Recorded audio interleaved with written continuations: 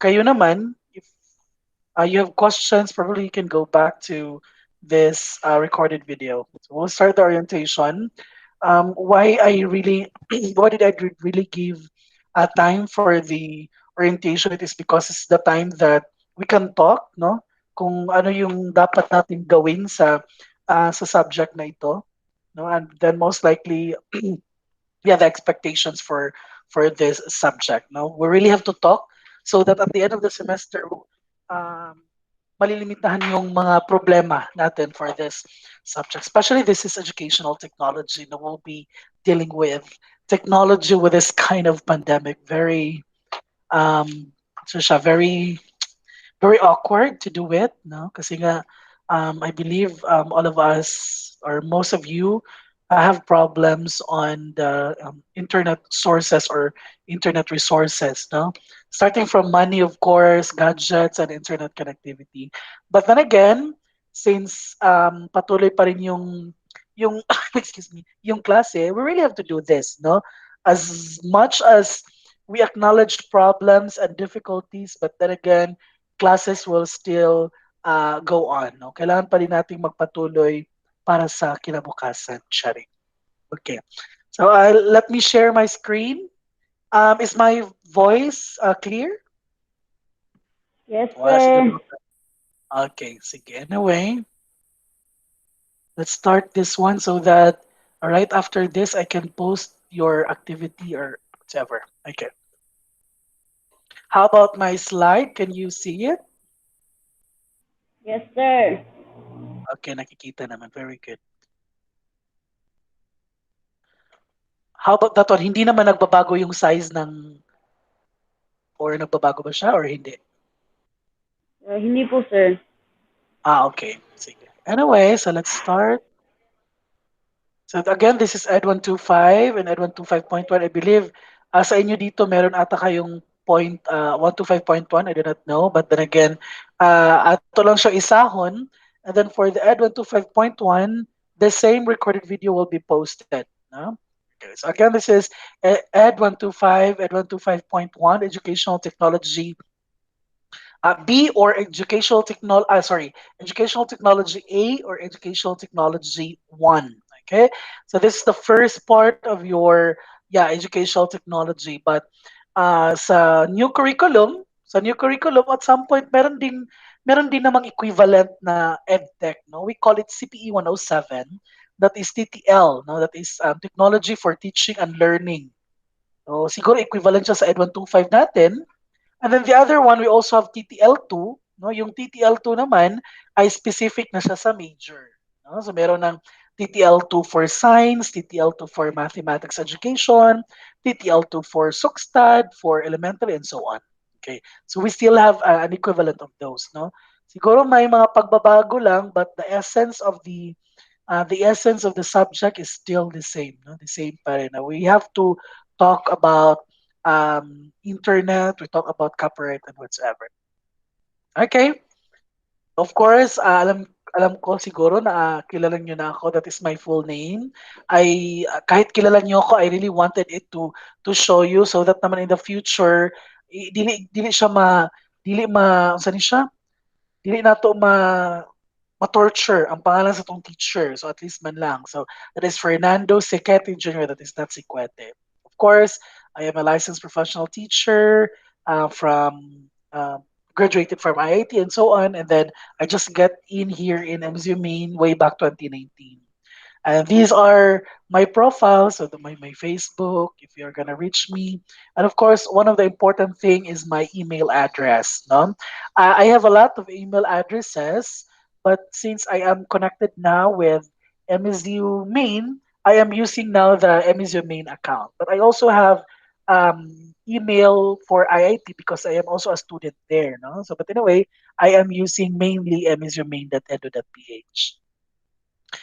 And of course, my full name with my middle name, that is my middle name, Ruby Koy. And then the shorter one, and then of course, the name that I really wanted you to call me, no, Sir Fer. Do not call me Sir Fernando because I will not really I will not look into you, no, if you're gonna call me Sir Fernando. Parang Sir Yes, Fernando po ang sir. laban. No? Parang Fernando po. No? Yes, Awake. sir.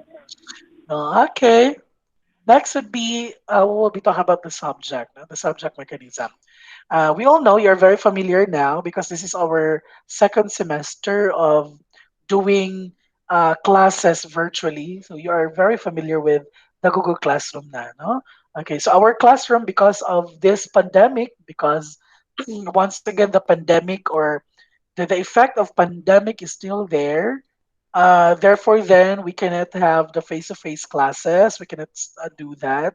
Although, as for us teachers, we really miss doing the face-to-face classes. Now, every time we go to the college, no, sa opisina namo, mamiss gyud namo ng mingon mi nga, okay, nakoy klase, maadto na ko sa room blah blah, and then room 8 ko, and then blah blah blah, and so on. So, makamiss kayo siya. Makimiss, at the same time, makamiss kaayo ang interaction, no, sa estudyante. Okay, so because Yes, of that sir. pandemic, no, yes, because of that pandemic, we really have to control it, no, because um, we we we don't allow or we can't allow ourselves to be dead, no. Hindi, so kaya that is why we really have to stay at home, and then we do this, no. Yun nga ang sabi ko kanina, we must go on, na although the pandemic is there, pero kailangan nating mag-aral. So kahit ano pa man ang mangyayari, kailangan talaga nating malapasan ang semester na ito. Okay, so we'll be using again Google Classroom as our virtual classroom for the whole semester. Okay, so uploading of materials, all materials, lecture handouts, were pre-recorded. By the way, the lecture handouts, those are really my PowerPoint presentations, no? Ang ginagawa ko lang dyan, ginagawa ko siyang PDF format. Um, Hindi ko talaga siya ginawan talaga ng lecture handouts. It is because it could actually kill my time, no? Um, Murag daghan jud kay take lang i-prepare. So that is why, although some of your teachers will not give their PowerPoint presentation, but ako, okay lang sa akin ibigay yung PowerPoint presentation ko. But then again, you have to understand, for some of your teachers, you have to understand na hindi talaga nila kayang ibigay yung PowerPoint presentation nila. And that's because they will use it na they will use it in the future, no? Baka naman ibigay nyo. But sa akin, I don't mind. No? I don't mind. Anyway, so I will be posting there lecture handouts, the pre-recorded lecture videos, because siguro at some point there are things na um, hindi talaga kayang gawin virtually. So probably like that. So may mga instances. So mean to say I will be providing you pre-recorded lecture videos and of course activity sheets, which is the very important part, no, of this subject activity sheet. Anyway, it will be placed in the classwork tab of the Google Classroom. I'm sure you are very familiar with the physical feature of your Google Classroom. So if you're gonna open your Google Classroom or your class, you would see a stream, classwork, and people tab. Sir, hindi ko lagi yan nakita yung grades, sir. I'm sorry because that is the teacher account. So makikita namin yung grades na part dyan. So para sa inyo, sa student account naman, tatlo lang yung makikita ninyo. So I will be posting there all of the things na kailangan sa ating klase. No? And of course, you will be informed naman. Another thing, the class learning activities, so you will be notified if there will be materials, especially activity sheets that will be uploaded in the classroom. So ano po ibig sabihin ng class learning activities? Yung class learning activities, lahat ng gagawin ninyo. Lahat ng kailangan yung basahin, gawin, those are class learning activities. So it will be uploaded sa tinatawag nating classwork tab. And then of course, you will be informed. No? Kaya time to time talaga nagme-message ako through text, nagme-message ako through Messenger, and then I will be posting something na naman sa Google Classroom time to time. So I will really inform you if ever man na meron talaga tayong meron akong mga materials na i-upload or kung ano yung ilalagay ko sa Google Classroom. Para naman wala tayong rason na, sir, hindi ako na-inform. Sir, wala po akong load sa oras na yan, so hindi ko siya in-open. No? Parang ganyan. So to minimize that one, so lahat ng format na dapat kong gawin na para lang ma-inform kayo, I will do that. No? And then the other thing, submission of outputs. Of course, this is educational technology, as I have mentioned kanina, that at some point this particular subject is somewhat challenging for us. It is because we are actually dealing with technology here with this kind of setup. No? And I believe children, I also acknowledge that you really have problems when it comes to resources. Tama ba? You have problems, di ba? Doing Yes, virtual sir. classes. Yeah, no? Yes, sir. We have problems, especially meron tayong problema, wala tayong pera pang load. Sir, yung Oo, cellphone ko walang SIM na na. Mm. oo. Yung cellphone ko na, sir, na hindi talaga smartphone, ang liit-liit lang, blah, blah, blah. Sir, yung internet connection namin dito, napakahina po, sir. Kailangan pa namin pumunta ng ganito, ng ganon, something like that. We acknowledge that. Actually, all of your teachers, alam na alam niyan, alam na alam nila yung problema ninyo. That is why as much as possible, teachers should really, at some point, should really find ways, no, para naman matulungan yung estudyante at some point. So, meaning to say, ibig sabihin ng matulungan, hindi yung ibig sabihin na bibigyan na lang kayo ng grado na walang gagawin, no? Ang ibig sabihin ng tulungan, children, is that maghahanap tayo ng paraan, no, kung saan magmi-meet tayo halfway. Kasi nga hindi talaga pwedeng i-stop itong klase na ito kasi wala tayong magagawa, no? You enroll to this subject, you know at some point the nature of the subject, so you should expect na at some point ganito yung mangyayari sa klase. Okay? So, in a way, gagawin lang naman natin yung hanggang sa mga kaya natin. No? Gagawin natin na mapapag-usapan natin yan, no? Kung ano yung dapat natin gawin. But please expect that this is educational technology. I believe meron na kayong idea kung ano ang mangyayari sa subject na ito. Okay. So since we will be doing this online, submission of output may be difficult to almost of you. So that's it. No, I know that. No. And thus, in submitting your output, you may use any means. No, any means, um, kahit ano pa yan para lang masubmit. No, anyway, ang importante lang naman, yung output ninyo ay ma-receive ko. Excuse me.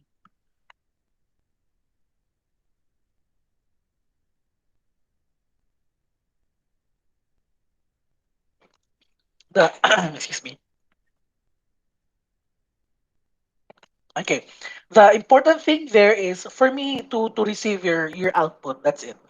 So, naghanap ako ng mga pwede ninyong mapaglagyan ng inyong mga submission or outputs para mahanap ko siya agad-agad. Okay? Pero wag naman yung kahit saan ninyo i-submit kasi kung saan, kahit saan niyo siya i-submit, it's also difficult for me to trace that. No? Especially yung mag-check ako ng output, it is very tiresome for me also to find a lot of things na, no? Hanapin ko pa kung saan yung mga activity niyo at saka may mas malaking chance na baka mawala yung output niyo kung saan niyo siya sinubmit. Okay? So I am actually proposing something kung saan nyo lang dapat i-submit yung mga outputs ninyo.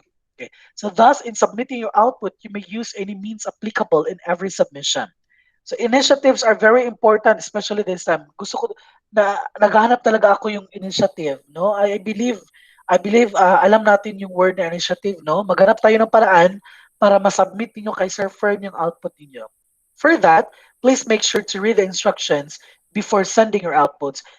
That this is my always part of my instruction or my orientation that before and after you submit and you do your output or the activity, please make sure to read everything. Please make sure to understand the instruction.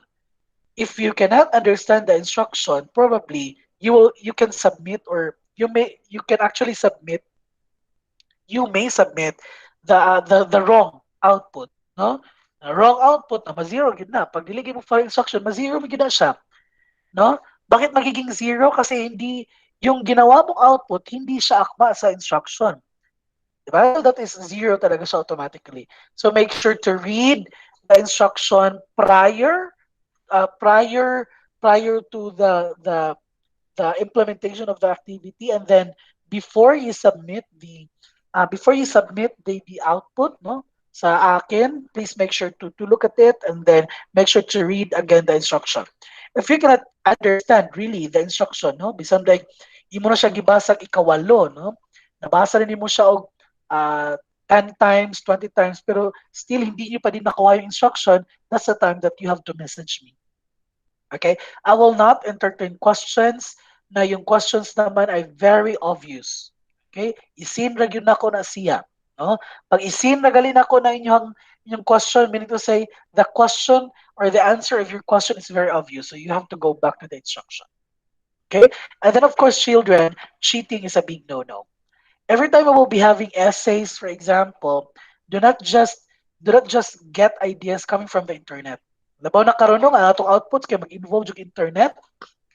Ang uban pod, okay, internet dai ha, so magkuha pod sa internet.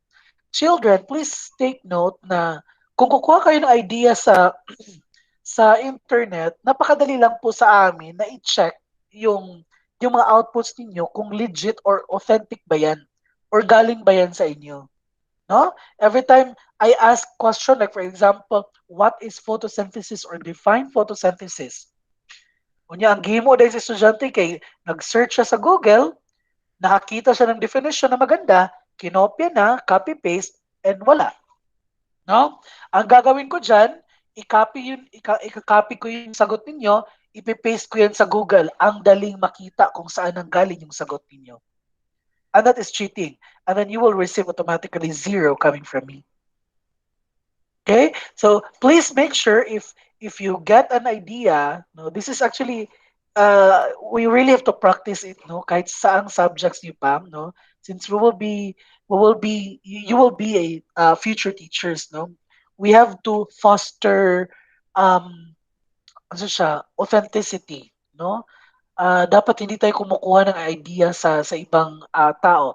If we are to get the idea of the other person, make sure to cite the sources. No, that's the rule of thumb or the golden rule there. No? Or meron ka article, binasa mo siya, and then kung ano yung naintindihan mo, ilagay mo doon. Okay? So yun lang. So hindi talaga magkopya. You really have to acknowledge the source. Next, deadline. Sir, akala ko ba sir, naintindihan niyo po yung sitwasyon namin, sir. Bakit may deadline pa po? Bakit may deadline? It is because children, I think this is the main reason of all teachers bakit may deadline. It is because gusto nating organize lahat. At hindi naman natin gusto na yung yung activity nung sa module 1 no last month ay meron pang magsasubmit hanggang sa end ng semester. Ayaw natin yun. Because that would actually kill the concept of fairness. Kasi yung iba, magsasubmit sila prior to deadline or magsasubmit sila bukas agad. And that is very unfair to people, no, na nagsubmit sila prior to the deadline. You will submit it somewhere, someday, somewhat like that. Okay, so we still have the deadline because I really have to check also your output. But then again, sir, how about sir na or paano po namin malalaman yung deadline? Of course, you are very familiar na with Google Classroom. Makikita niyo yan kung anong araw yung due date niya at saka anong oras lang yung due date niya. So meron tayong due date at saka meron din tayong due date time, somewhat like that. Due date and time, no? Kasi yung ibang teachers kasi nilalagay talaga yung specific time, yung deadline ng activity, no? Especially me, I'm always representing the due date with a time also, no? So for example, I have here tomorrow, what is tomorrow? 21, I think. Yeah, 21. So for example, the deadline of the output is April 21, 2020, April 21, 2021, 11:59 p.m. Somewhat like that. Okay? So that will be reflected sa lahat ng activities na kailangan ng deadline. And then, sir, how about po, sir, malate, sir? Am I not allowed to submit anymore my output? You are still allowed to submit it. No, I will not practice the same practices that your teachers are doing. That by the time na deadline na, they will not accept your paper or your output anymore. No, this is the way of me understanding your situation. Okay, this is me understanding the lack of resources that you are telling me. So ito yung parang binibigay ko din. So bakit may deductions, sir? Bakit may deductions? It is because to give fairness. We want it to be fair, no? We want it to be fair to people who submitted their output prior to the deadline, no? Parang bonus na natin sa kanila 'yan, no? Sir, sa amin hindi bonus at some point, no? That is the consequence of delaying the submission of the output.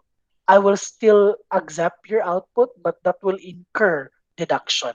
Sir, magkano yung deduction? 2 points per day. Okay? Nagkaintindihan? 2 points per day? Yes, Yes, sir. sir. Okay, so klarong-klaro, that's 2 points per day yung deductions natin. Hanggang sa maubos yung total points. Okay? So, meaning to say, tingnan nyo lang yung araw na hanggang maubos yung points, and then that's the time, no? Meaning to say, meron pa kayong time na mag-submit. That's it. Okay, next. Ito yung sinasabi ko sa inyo na pwede ninyong isubmit ang mga outputs ninyo pag hindi talaga siya masubmit sa Google Classroom kasi nga mahina yung internet ninyo. Okay. But first, children, I would really like to encourage you to submit your outputs, no? Gawin niyo lahat ng kailangan ninyong gawin to submit your output sa Google Classroom natin so that automatically ma-check din ako siya. Especially, I have a lot of students. I cannot remember your output kung saan ninyo siya na-send. Okay? So ito, this will be our arrangement. Um, by the time that you can post it to Google Classroom because of mahinang internet connection, you can submit it to Telegram. Okay? Please, you may download the app Telegram and you can actually add me on Telegram or message me on Telegram with this contact number. Okay? 0929207341. That is my number for Telegram. So all you have to do there is search for my number and then you will see there my account and then you can upload your output there. Ang kagandahan ng Telegram children ay pwede kayong makapag-attach ng a file that would exceed to 25 MB, no? Kasi sa Messenger kasi paglalagpas yan ng 25 MB, hindi na yan ma-attach. Sino ba naka-experience? Naka-experience, ana? Na paglalagpas Yes, yung sir. file ng Yes, sir. hindi siya ma-attach, hindi siya ma-send. The same with Yes. Gmail, no? Gusto kong i-send ninyo yung output ninyo, no? Kung hindi naman sa Google Classroom, pwede naman sa Gmail.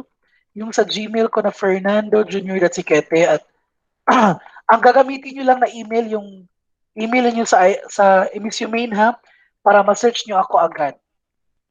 Okay. Yes, So, sir. yan naman. Sa Gmail naman, ang problema na naman ni Gmail, the same with Messenger. Paglalagpas yan ng 25 MB, hindi naman sa hindi siya ma-upload, no? Pero, yung file na yon ay magiging Google Drive link. Sino ba nakapag-try na mag-send through Gmail? Nalagpas Ako ng po, sir. Okay. Pag ano yan, paglalagpas yan ng 25 MB, magiging Google Drive link yan. Di ba? Mayroong link. So, yung link na yun yung Yes, sir. ipapasa mo sa teacher. Ang problema ngayon nito, pag hindi mo alam kung paano i-set yung link, kasi meron kasi dong view, commenter, editor, somewhat like that. Kung hindi nyo ganyan yung mga settings, magiging problema yan sa teacher na mag-open. Okay? So that is why some of really students, they will opt to Telegram, no? Because they can attach files beyond 25 MB. Okay, you can do that also. So children, if ever you will submit your outputs among the three, no, yung aside sa Google Classroom, if you are to submit your output to Telegram, to Messenger, to Gmail, please, you have to mark done, di ba? I-mark done ninyo na siya dito sa Google Classroom. Then, sorry, excuse me.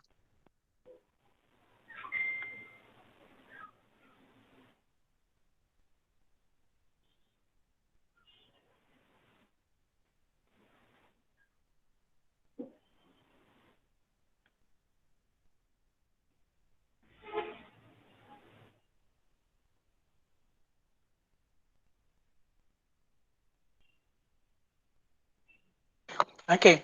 So i-mark down naman nyo dito sa Google Classroom para malaman ko na nakapag-submit na kayo ng output.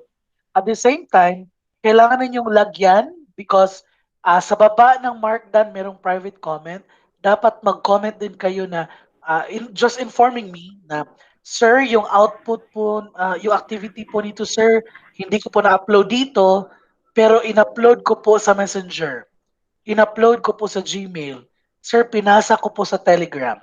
Okay? Para by the time I will check the output, alam ko na kung saan ako pupunta. Kasi automatic kasi yan, pag hindi ko siya nakita, walang comment, means say bakante yung output na yon, zero yan automatic. Okay, and meron talaga mga reklamo, sir, ano ba sir, nag-submit po ako dito sir, na-send ko po ito sa Messenger sir, pero you did not inform me. Sir, na-inform po kita nung una, yun lang. 'Di ba? Syempre hindi ko ma-memorize 'yan, no, for the whole semester. Hindi ko ma-memorize 'yan na ito si Portolano nag-submit ito sa Messenger, si Portolana nag-submit ito sa Gmail. Ang dami kaya natin activity kailangan i-check. Ang dami ko pang estudyante, so hindi ko talaga memorize yan. So again, ang gagawin doon sa Google Classroom kung saan ko nilagay yung activity sheet, kailangan i-comment kung saan ninyo in-upload yung activity. Kung sakasakaling hindi niyo siya ma-attach sa Google Classroom. Nagkaintindihan? Yes, sir. Okay. Yes, sir. Sige. Sige. Malapit na tayo. Yeah, of course, I would like to again, this is very cliche, no? Ibig sabihin ng cliche. Paulit-ulit. Very gas-gas the sayings, no? Honesty is the best policy. Nakikita natin yan, no? Nakapaskil yan sa classroom natin nung nasa elementarya at saka sekundarya pa tayo, no? Honesty is the best policy. Okay. And according to Ernst Hemingway, children, now is no time to think of what you do not have. Now, for this pandemic, especially when you are enrolling, no, when you are a student for this time of pandemic, we don't have to think kung ano yung wala tayo. No, wag nating isipin na wala akong load, wala akong cellphone, wala akong ganito. Paano yan? Nag-enroll ka sa subject na ito. So now is no time to think of what you do not have. Think of what you can do with what there is. So meaning to say, wag isipin kung ano yung wala, isipin at gamitin kung ano yung meron. Okay? And the point of the idea of Ernst Hemingway is all about initiative.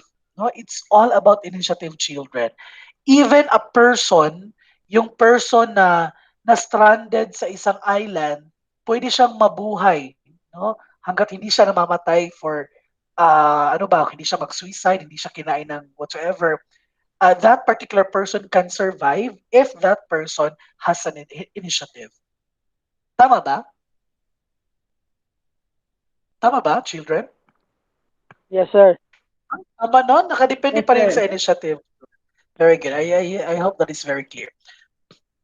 Okay, the last part of this orientation, the subject. So again, this is ED125/125.1 Educational Technology 1. This course introduces the student to educational technology, terminology, the various educational media. No? Malalaman ninyo kung ano yung mga tinatawag nating 2D, 3D, mga animation. Okay.